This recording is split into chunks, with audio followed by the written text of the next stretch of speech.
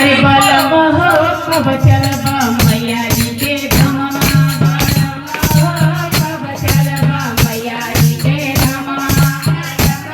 कब चलबा मैया जी के धमवा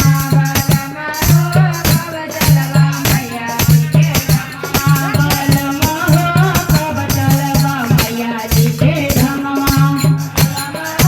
कब चलबा मैया जी के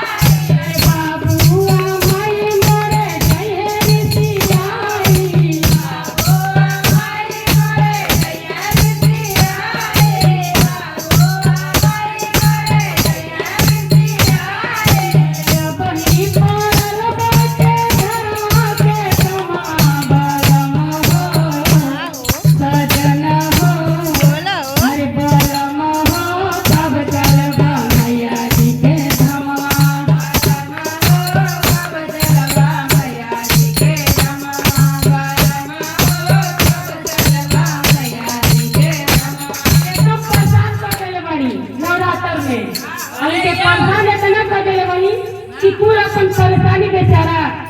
जौन बाए उनकर पत्नी उनसे कहतला कैसे कहतला अरे बाबू माई मोरे जइहे रिसियाई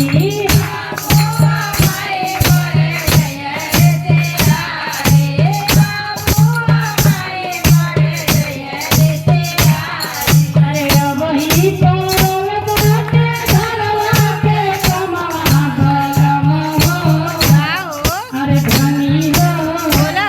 धनी हो कैसे चली मैया जी के धमवा कैसे चले मैया जी के धमवा कैसे चले मैया जी के धमवा।